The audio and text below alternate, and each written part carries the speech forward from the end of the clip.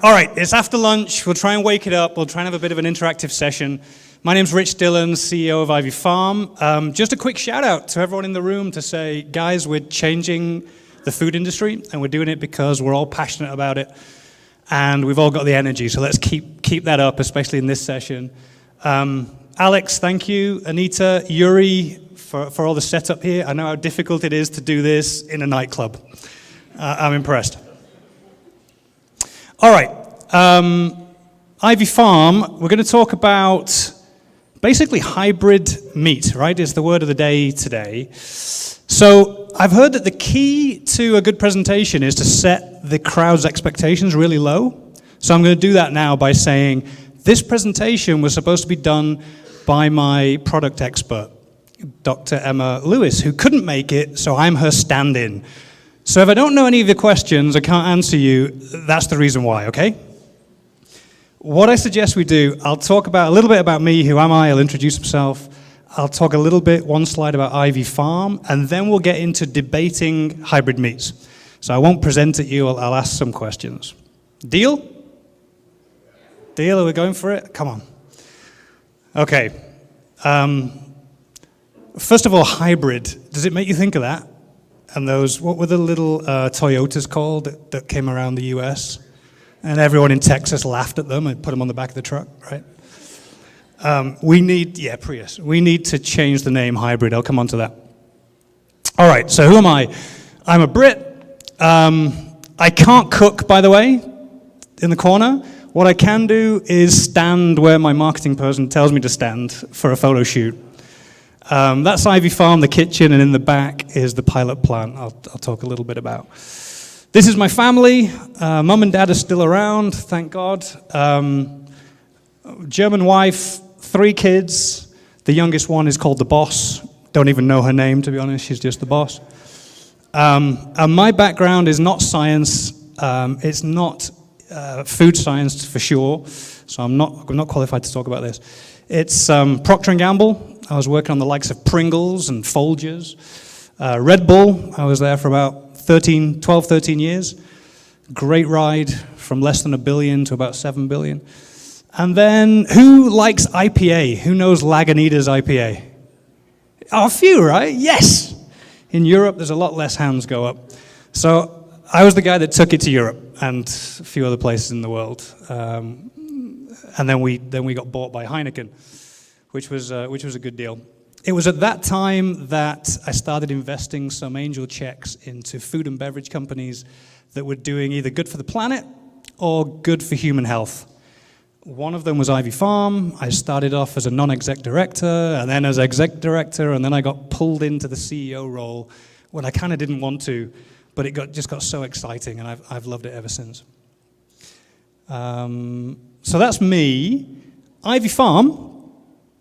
We were spun out of Oxford University in 2019 with some really cool tech from one of our founders, Professor Kathy Yee of the bioengineering department.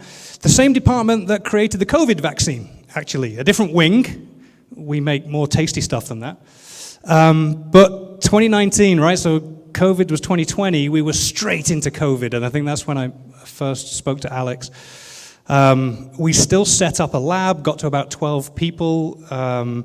Pretty amazing how we did that. And from then, we've scaled up. We've now got 50 scientists and engineers. Got a great leadership team. I love the team. Biotechnology background, deep understanding of food production and consumer goods.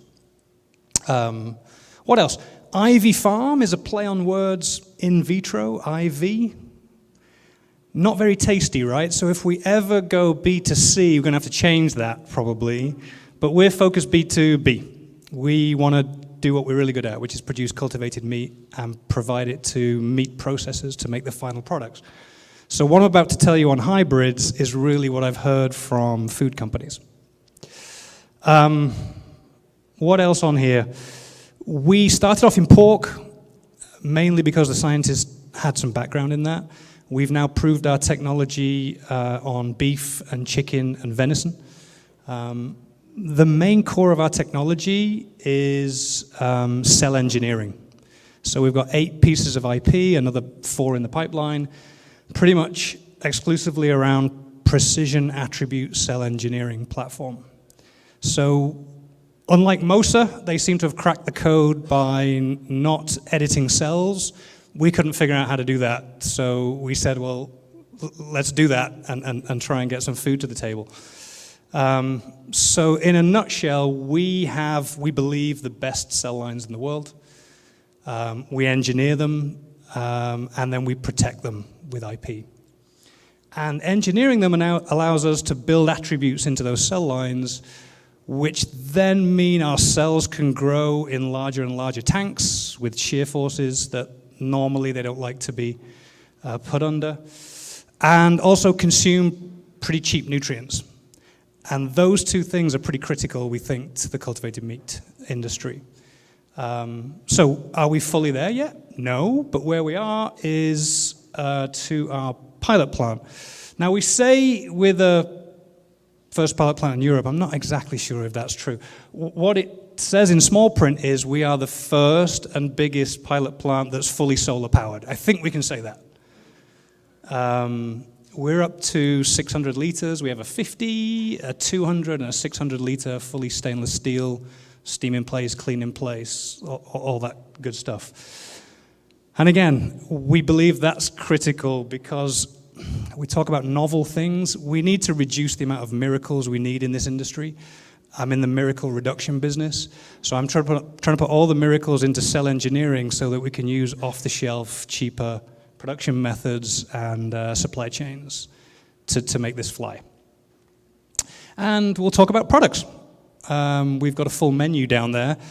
So when someone said, who's eaten cultivated meat 20 times, God, I think I've eaten it 200 times. And I don't have any side effects yet, so I am living proof that this stuff is safe, okay?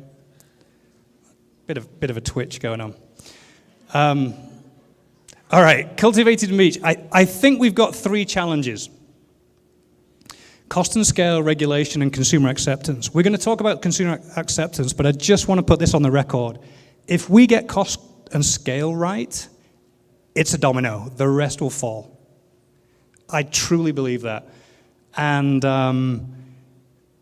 build it and they will come, kind of field of dreams stuff. I think that's where we're at, to be honest. Regulation, well done Upside, and well done Eat Just, brilliant. They've already laid the foundation, I think, for regulation. Although there'll be sticking points, the UK won't move as fast as some other markets. It'll come. So let's get on to consumer acceptance, because this is a key one for today. All right, let's discuss it within a framework, and I'm going to open it up to you guys. First part of the framework is purchase drivers. So we heard the guys from MOSA, great presentation, by the way, and good-looking scientists, these guys. Holy crap. That was a thing I wrote in my notepad. Need more better-looking scientists in my... They mentioned purchase drivers, right? So taste on food is by far number one, with price number two. And then sustainability is all the way down the bottom. And yet for this room, we're like, what? You know, we are at the cutting edge of loving the planet and wanting to do what's right for the planet, but we are not the average. So we've got to work within this framework. Then if you think about hybrid types, you know, you've basically got pure plant, you've got pure traditional meat, and then we're adding a third dimension, pure cultivated meat. And I want to see on that framework where you think we should play to get the best results short-term and long-term. Okay, taste and price are king. This is just to dive in and say, over time, you can see that taste and price are pretty solid in the 90s and 70s. The nice thing is sustainability, although it took a knock, is on the way back up. So I think the latest 21, 22 is pretty much next to convenience and health. But still, taste and price are the biggest. So we have to take this as a given. So I've got a question for you.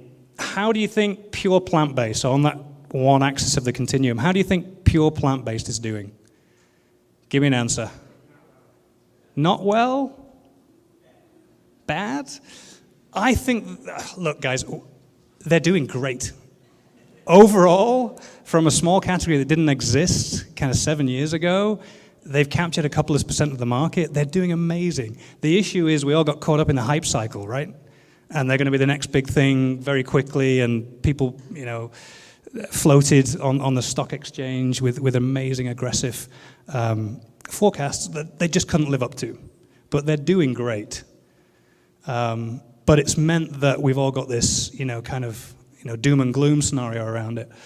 But you can see at the top there that the top dark green chart, that's plant-based in the US. It's still tiny. So I would say they're doing great, but a long way to go. The issue is, why do you think they're not living up to forecasts?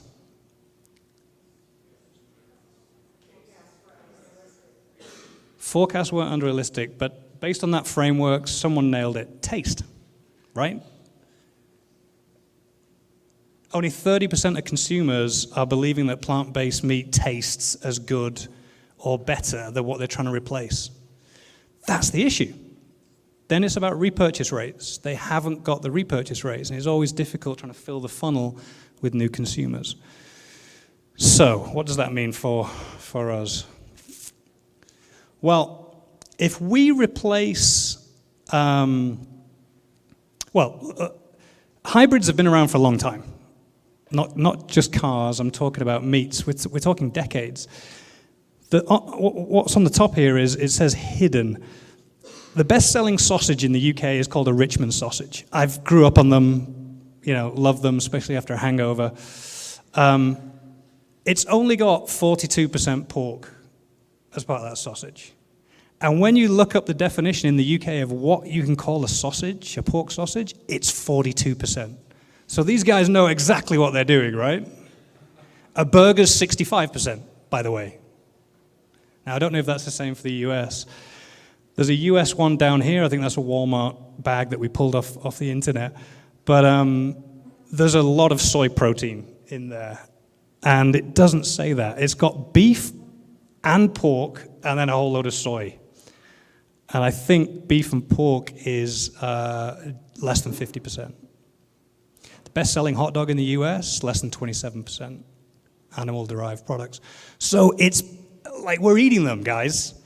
Now, what's happened recently is there's been overt, some of the food companies have come on board and said, ooh, this whole plant-based thing is catching on. Let's make a plant and meat hybrid. It hasn't worked so well because they haven't got the taste right, but also the marketing doesn't quite work because people think they're eating meat in the hidden stuff, right? So what can we learn from this? Let me try again. Okay. Well, the logical step is to exchange pure cultivated meat instead of traditional meat, and I think everyone's doing that. Ivy Farm, we're doing some Wagyu burgers with plant-based with a large food company in the UK. Mission Barnes, Blue Nalu. It's all around plant-based and cultivated. Great, makes sense, and actually tastes good. I'll come on to it. We've got a whole menu. We were focused on pork last year and perfecting it. We've got a whole menu. The pork gyoza, we've got down as low as 5% cultivated meat. The meatball, we got as high as 90% cultivated meat, depending on how your percentage is and dry weight and wet weight and all that kind of stuff. But there's a real spectrum. We've played with it. And I'll come on to what I think is the sweet spot. But what we can say is that cultivated meat, our cultivated meat, really improves the taste and texture of plant-based. So plant-based, right? You've got soy. Soy is an allergen, but it's a good protein source. Pea is a good protein source, but has got a lot of off notes. Our muscle, pure muscle and pure fat that we grow can really help to nullify and even bring the meaty taste back in a natural way. So what this says is, on the taste and the texture side, is pure pork, pure plant-based, and Ivy Farm. This is 35% cultivated meat, 35% plant. We're getting pretty close to meat on the different spider web axis. There's a few areas where we need to pick up our game. When we switch over to beef, it naturally happens. There's a few different fatty notes that you get in beef.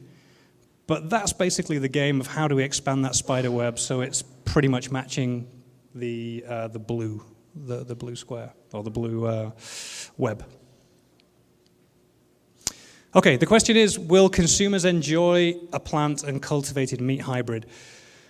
Well, we've got it to a point where about 50-50 people blind test can't tell the difference. When you ask them, without putting the product in front of them and them spending money on it, a lot of them are saying yes, right? There's just a few things to pop out there. 35% said they probably or definitely buy a hybrid plant-based product. But, and here's a big but, you have to explain what hybrid means. Because the first time you say hybrid, they're like, ugh, this is like Terminator, I'm not interested in that kind of frankenfood stuff. When you go through, hey, it's the same nutritional value as normal meat, it's normal meat just made in a different way, it works. We need to get rid of hybrid, I think.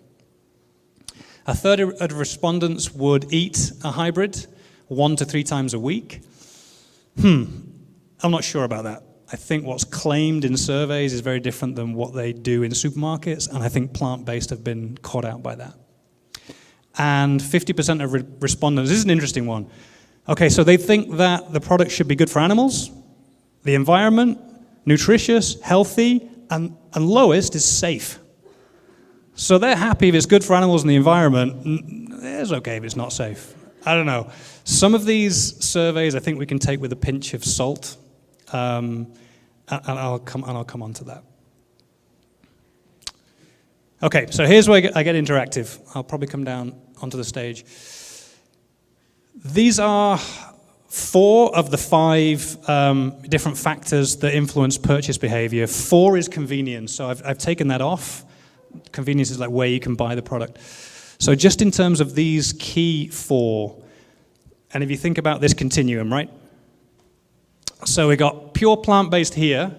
This point here would be 50-50 between cultivated meat and plant. This would be 50-50 cultivated meat and traditional meat, which we haven't heard today, but is a definite option. And I didn't think about it until one of our partners, meat partners, came in and said that's where they want to take this. So I'm going to ask you, on taste, where do you think on the continuum we would get the best taste versus traditional meat? If we go away from pure traditional meat, where would it sit? Would it sit over here, or would it sit more over here? Higher, lower. This way? Or would it be here?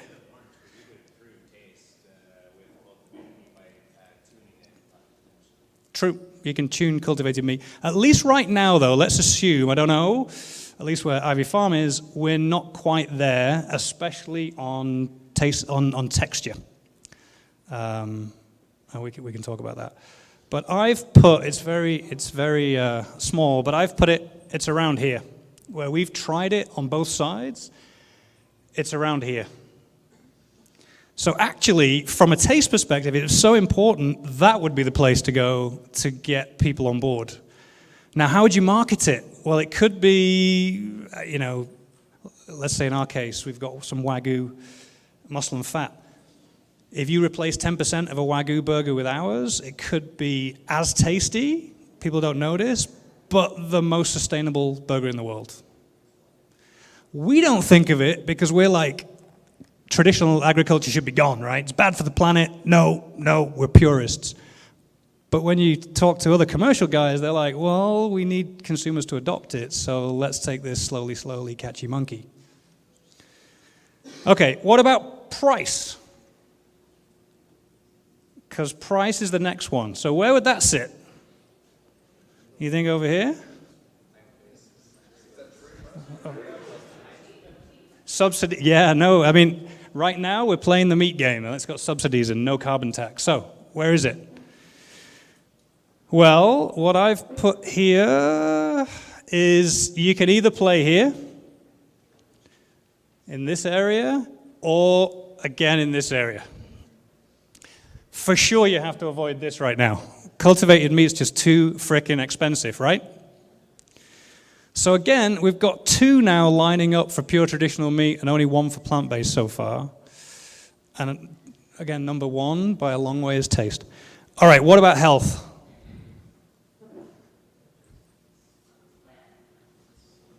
Got loads of, it's so funny up here. I've got loads of thumbs going this way, this way. This is great.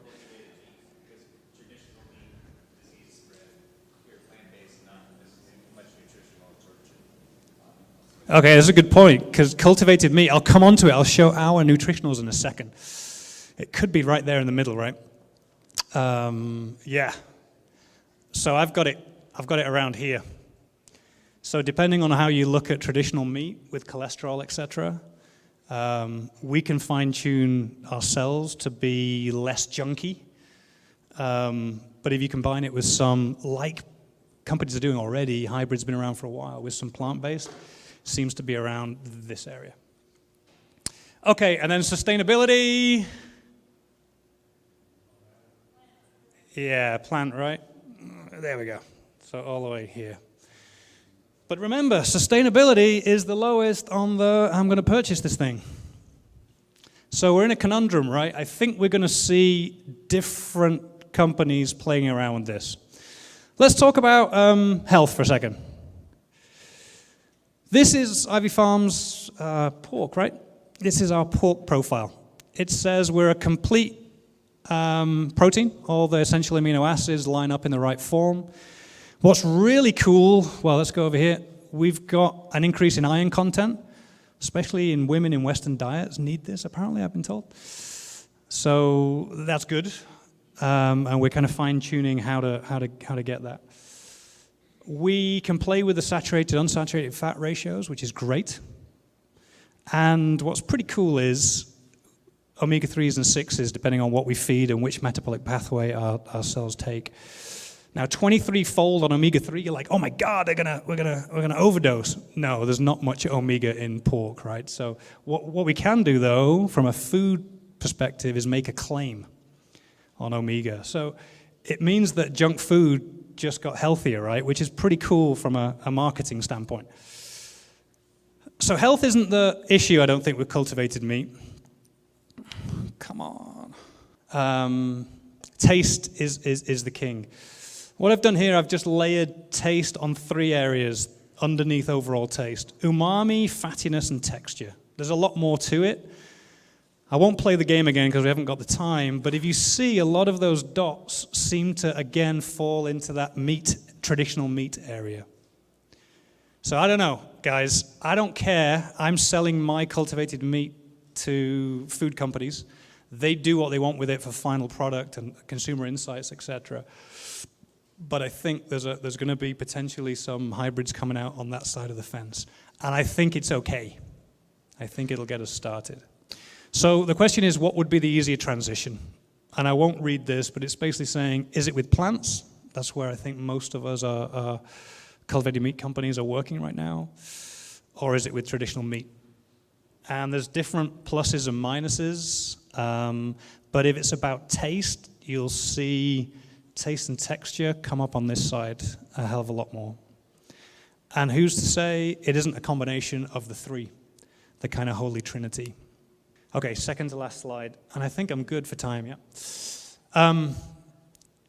Our insight is 35%, between 33 and 36%. So I would say 35% is kind of the tipping point where there's a consumer noticeable difference. And when we've done blind taste tests, if it's below 35%, consumers can get it more often than they can't. Above, it gets a gray area, and they're kind of guessing. That's on the plant side and the meat side. So if we add any more cultivated meat to traditional meat than 35, they also start to notice. Whereas on the plant side, same thing. So yeah, this is ours, right? The question is, we're going to get better at this. We're just starting. The industry is going to get better. So as we get better cultivated meat, and to be honest, better at making plant-based stuff, you can probably reduce this. Still get the same taste impact and noticeable difference. And to be honest, 35%, we can't afford it right now. So we've got to get the cost down of cultivated meat in order to justify it and even make more of the percentage, go up. so that eventually, I think in future, we will be eating, not pure, but I think pretty close to pure cultivated meat products. Okay, last slide I'll leave you with is just some product thoughts. And my Dr. Emma Lewis, my Chief Product Officer, she's brilliant. She'll kill me for this. I added this slide on.